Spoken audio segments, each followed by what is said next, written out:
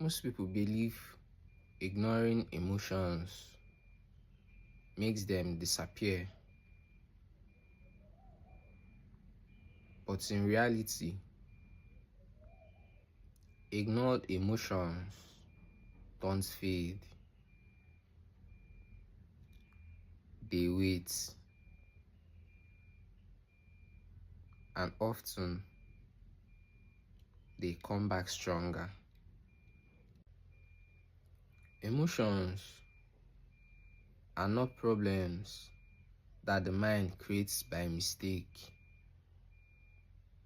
Rather, they are signals.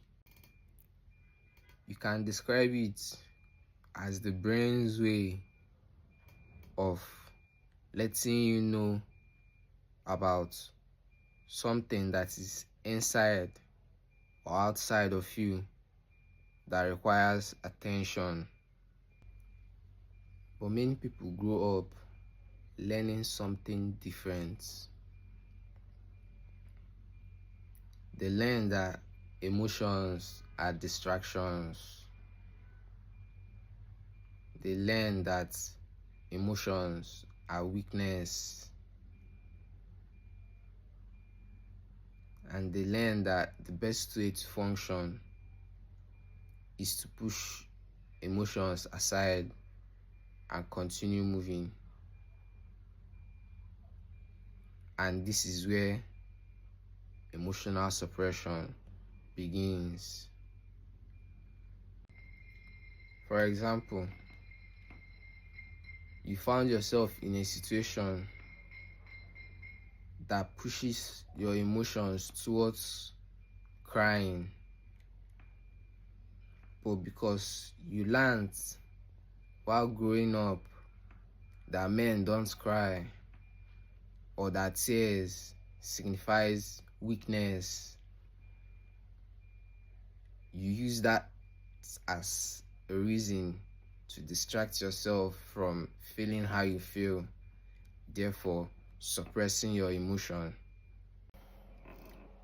So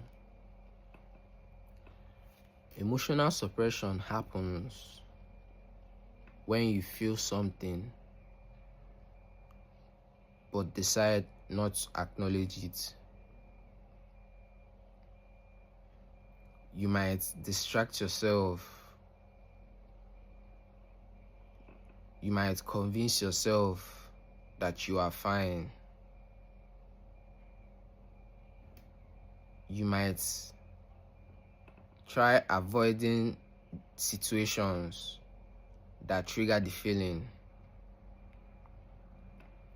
And in that moment, you feel like you are in control, because suppression, emotional suppression, can feel like control. But what the brain does is store those emotions and not delete them. And this is because the brain assumes that if an emotion keeps appearing, then it must be important for survival. So instead of disappearing, instead of those emotions disappearing, they often stay and become stronger over time. And they can begin to influence reactions, mood, and decisions without you realizing why. For example, someone who suppresses stress might start feeling constantly overwhelmed, even during small tasks. Someone who suppresses sadness might begin losing interest in things that once brought joy. Someone who suppresses anger might just explode in situations that don't seem serious, not because they are unstable,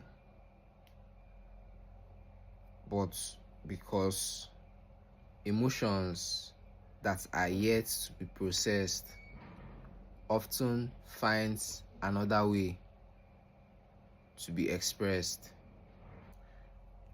This is where emotional awareness becomes powerful. Emotional awareness is not about reacting to every feeling. Neither is it about becoming controlled by emotions.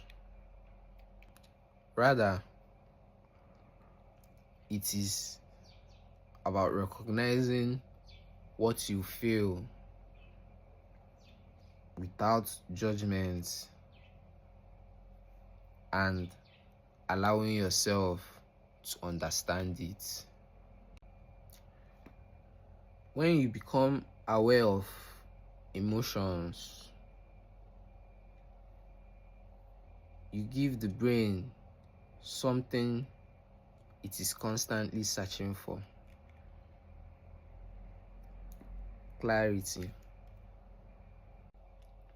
And when the brain understands that an emotion has been noticed and acknowledged, it reduces the intensity of that emotion, because awareness tells the brain this feeling has been seen. You don't need to raise an alarm for it anymore. Suppression, on the other hand, sends the opposite message. It tells the brain this feeling is dangerous. Increase alertness. And that is why ignored emotions often return stronger. Not because they want to control you, but because they are trying to be understood.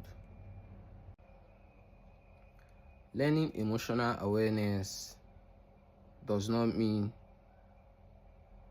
you become overwhelmed by feelings. It means you become someone who can sit long enough with emotions and understand what they are trying to communicate.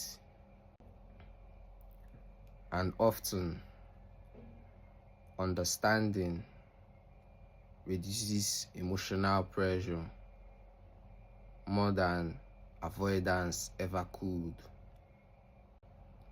So, the goal is not to fight emotions. The goal is not to escape them. The goal is to notice them so they don't have to fight for your attention. Because emotions that are acknowledged often becomes manageable, but emotions that are ignored usually becomes louder. And sometimes emotional strength is not about controlling what you feel. It's about being aware enough to understand it. Emotions don't just affect how you feel, They influence how much energy you have, how motivated you feel, and how you behave. And this is because emotions often act like psychological fuel. In the next episode, we will explore how emotional states quietly control energy, motivation, and daily behaviors, sometimes without you even realizing it.